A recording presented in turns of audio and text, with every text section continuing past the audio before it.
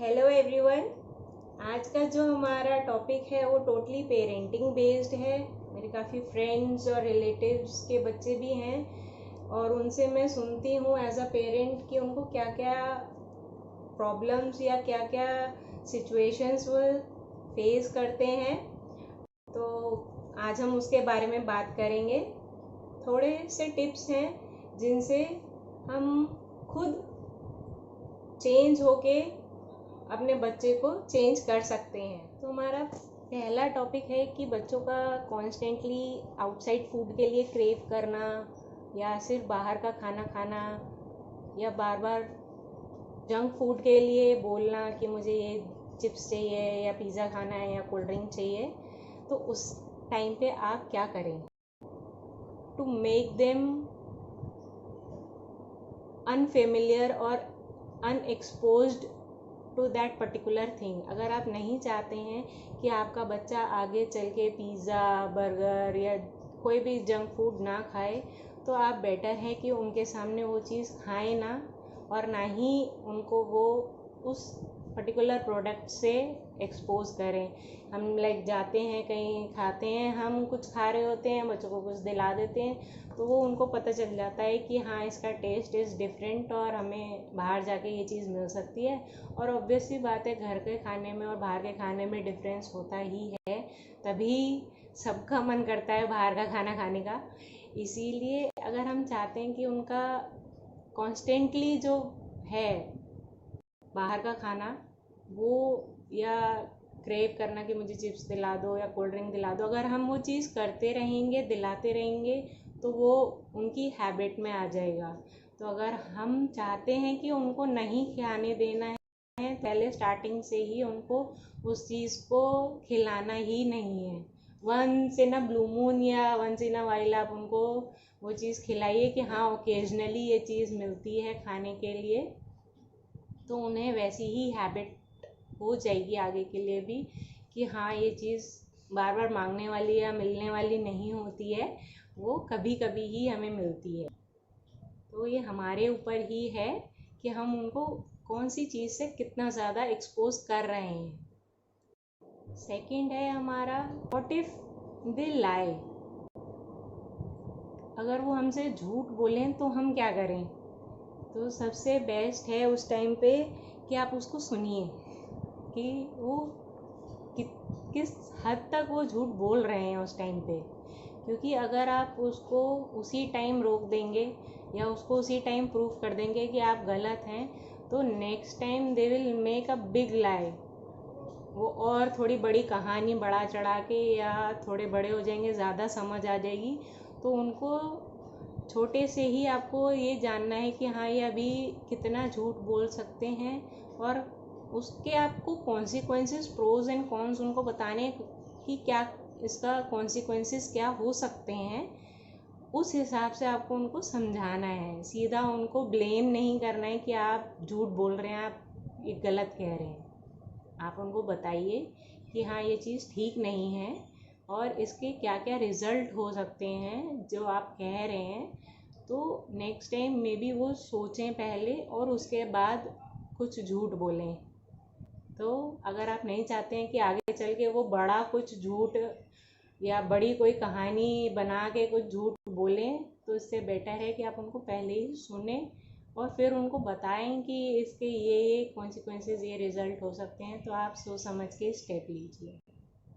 Next है, मैंने कई पेरेंट्स को बोलते हुए सुना है हमारा बच्चा बहुत शाय है और इंट्रोवर्ट है, ज़्यादा किसी से बोलता नहीं है, चाहता है कि हम बस घर में ही रहें, ज़्यादा कहीं जाना नहीं चाहता है। तो ठीक है, कहीं जाना ना जाना वो आपके ऊपर है, आप कहाँ कितना उनको लेके जाते हैं। अगर आप ही कहीं नहीं लेके जाते उन्हें तो वो अपने आप ही इंट्रोवर्ट बन जाएंगे। अगर आप नहीं एक एक्सप्लोर करने वाला जो बच्चों का नेचर होता है वही हम खुद ही ख़त्म कर देते हैं अगर हम उनको कहीं लेके नहीं जाते हैं। एज इन मैं कहीं घुमाने नहीं कह रही हूँ, आप नीचे लेके जाइए, पार्क लेके जाइए या छत पे लेके जाइए, उनको एक फ्रेश एयर एक फ्रेश एनवायरनमेंट दीजिए ताकि वो थोड़ा सा एक्सप्लोर कर सकें अपने आउटसाइड वर्ल्ड को भी, तभी वो एक एक्सट्रोवर्ट बन पाएंगे। और अगर शाय हैं तो पेरेंट्स का लिए मेरे यही टिप है कि उसको उस चीज़ को, उस नेचर को एक्सेप्ट करिए कि हाँ वो ठीक है, शाय हैं। ऐसा नहीं है कि हमारे कुछ फोर्सफुली कहने से कि नहीं, डिबेट में, कंपटीशन में या कहीं आप बोलने के लिए पार्टिसिपेट करें तो वो एक्सट्रोवर्ट बन जाएंगे। वो इट्स लाइक कि आप सचिन तेंदुलकर को बोल रहे हो कि आप लता मंगेशकर बन जाएं, तो वही वाली बात होगी। जो जिस चीज़ में एक कंफर्ट लेवल फील करता है वो उसको वो करने दीजिए। अगर वो शाय हैं, नेचर में है उनके शाय, तो वो चीज़ पेरेंट्स को एक्सेप्ट करनी चाहिए। उनको हाँ थोड़ा पुश करना चाहिए, but don't take it too far कि आप बच्चे को ही एक गिल्ट या उसमें फील में ले आए, एक डिप्रेशन वाले फील में कि मैं कर नहीं पा रहा हूँ। अगर आप ज़बरदस्ती उसको कहेंगे कि नहीं पार्टिसिपेट करो, कल को हो सकता है वो नहीं बोल पाएँ स्टेज पे जाके, या उनको स्टेज फेयर बैठ जाए और लोगों को सामने उनको जाने से फिर नेक्स्ट जो आगे के फियर हैं वो डेवलप हो जाते हैं बच्चे के लिए। तो बेसिक जो नेचर है उनका, उसको वहीं पे आप भी एक्सेप्ट करिए और उनको फोर्स मत करिए किसी चीज़ के लिए। नेक्स्ट है हमारा कि बच्चे पढ़ाई नहीं करना चाहते हैं, स्टडी टाइम नहीं चाहते हैं, उनका सिटिंग टाइम ज़्यादा नहीं है, तो उसको बढ़ाने के लिए हम क्या करें? सबसे बेस्ट आंसर है कि उनका एक रूटीन सेट करिए। This is the best thing from starting. कि आप जब छोटे होते हैं बच्चे, हम उनका डेली रूटीन सेट कर देते हैं कि हाँ सुबह उठेंगे, वो हम उनको थोड़ा सा कुछ फीड कराएंगे, फिर वो खेलेंगे, फिर उनका हर 2 आवर्स बाद जो फीड का टाइम रहता है वो रहेगा। उसके बाद बीच बीच में वो अपने ग्रैंड पेरेंट्स के पास जाएंगे, खेलेंगे, या हम उनको पार्क लेके जाएंगे, कुछ छत पे लेके जाएंगे, कहीं लेके जाएंगे, तो वो उनका शाम को लेके जाएंगे कि सुबह लेके जाएंगे, वो रूटीन सेट हो जाता है बच्चों का। और उसी टाइम पे बच्चे फिर थोड़े जब बड़े हो जाते हैं, उनको समझ में आ जाता है कि हमें इस टाइम पे ये काम करना है, तो वो खुद ही कहने लगते हैं कि हाँ चलिए पार्क का टाइम हो गया, अब नीचे चलिए पार्क में चलते हैं, खेलेंगे चल के। तो वैसे ही पढ़ाई का भी टाइम होना चाहिए।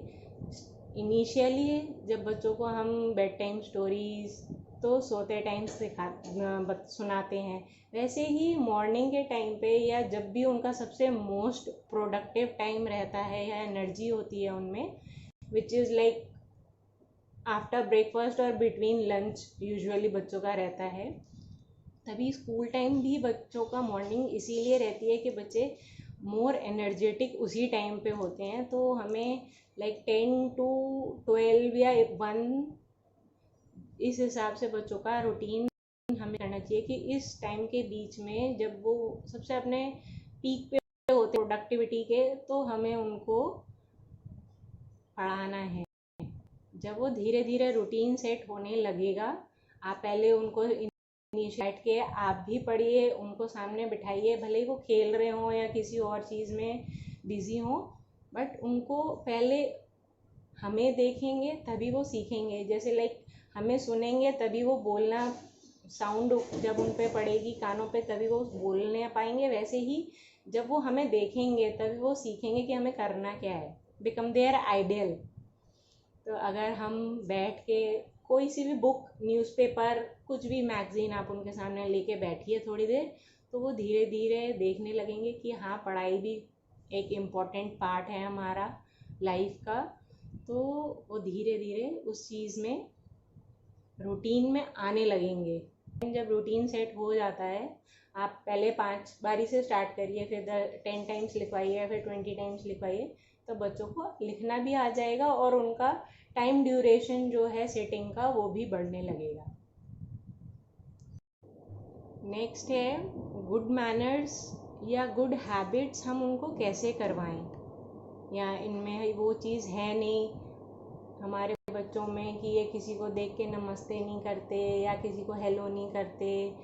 तो मैं फिर से कहूँगी, बिकम देयर आइडियल। अगर आप हैं कि वो कुछ करें तो उनके सामने आप वो चीज़ करिए।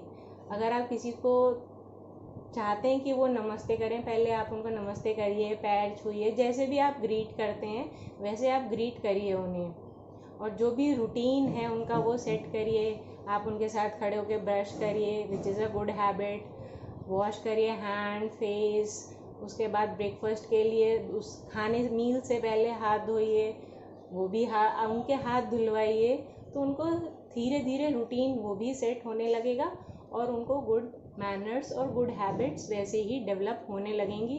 फिर थोड़े दिन बाद आप देखेंगे अगर आप भी भूल जाएंगे कभी खाने से पहले हाथ धोना, तो वो पहले जाके बाथरूम में खड़े हो जाएंगे कि प्लीज़ पहले मेरे हाथ धुलवा दो खाना खाने जाना है तो वही है कि अगर आप चाहते हैं मैनर्स उनमें लाना, तो आप उनके सामने वैसे ही करिए, तो उनको खुद धीरे धीरे वो सीख जाएंगे और फिर करने भी लगेंगे। सबसे बड़ा क्वेश्चन है कंप्लेंट, कि हमारा बहुत ज़्यादा कंप्लेंट करता है कि आप मुझे ये नहीं दिलाते हो, आप मुझे यहाँ नहीं ले जाते हो, वहाँ नहीं ले जाते हो। तो सबसे है इसका कि अवॉइड करिए कंप्लेंट्स को।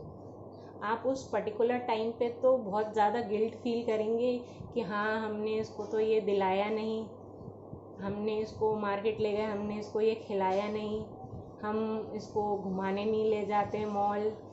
बट आप इन लॉन्ग रन या बाद की स्टेज में देखेंगे तो ये गिल्ट आपका बिल्कुल जायज़ रहेगा कि ठीक है आप उस टाइम पे गिल्ट में थे, बट आपने जो उस चीज़ को अवॉइड करा कंप्लेंट को, कि आपने उनको वो चीज़ नहीं दिलाई, तो आप उनकी बाद की जो हैबिट है विच इज़ कि हर बार जब आप मार्केट जाएंगे तो वो कुछ मांगेंगे ख़रीदने के लिए, वो आपने अवॉइड करी है। और आप जैसे मार्केट जाएंगे कुछ खिलाया नहीं, तो आगे की जो हैबिट है कि हर बार कुछ जाएंगे तो कुछ चीज़ चॉकलेट या वो मांगेंगे जंक फूड खाने के लिए which is very harmful for their health, तो वो चीज़ आपने उनकी हेल्थ को देखते हुए वो चीज़ उनकी अवॉइड करी है। और आप उनको मॉल नहीं ले जाते, घुमाने नहीं ले जाते, तो वंस इन अ वाइल आप ले जाइए। हर बार हर सैटरडे संडे मॉल ले जाने की नीड नहीं है, आप पार्क ले जाइए या कुछ ऐसा एजुकेशनल, बहुत सारे म्यूज़ियम्स हैं या बहुत सी जगह होती हैं जहाँ पे बच्चों को इंस्टेड ऑफ शॉपिंग और टॉयज़ या यही इन सब चीज़ों के अलावा भी और सब चीज़ें दिखती हैं which is for their learning and for their growth of knowledge, which is very important. Complaint उस टाइम पे अवॉइड करें, और ठीक है गिल्ट में हैं, बट बाद के लिए आपके लिए भी और बच्चे के लिए भी बहुत अच्छा रहेगा कि आपने उनकी उन कंप्लेनिंग हैबिट्स को या बाद उसकी साथ जो हैबिट्स बढ़ने वाली हैं वो हैबिट्स को आप वहीं रोक देते हैं। फॉर माई साइड सबसे बेस्ट टिप है कि पेरेंटिंग की, be there role model. We are very much responsible for their habits, for their actions and for their emotions also. So अगर आप चाहते हैं इन सब चीज़ों में बच्चे हमारे तरीके से चलें, तो बेटर है कि हम उनको जिस तरीके से चलाने की कोशिश करना चाहते हैं वैसे हम खुद चलें, तो वो वैसे ही देखेंगे, सुनेंगे, सीखेंगे और वैसे ही फिर वही करेंगे। बेटर है स्टार्टिंग से ही, जब वो छोटे होते हैं तभी से ये चीज़ शुरू कर दें। अगर नहीं भी करी है तो अब आप उस टाइप से चेंज होइए कि जिस टाइप से आप चाहते हैं कि बच्चा बने। Thank you for watching, keep sharing, keep subscribing and keep forwarding to other parents. Thank you.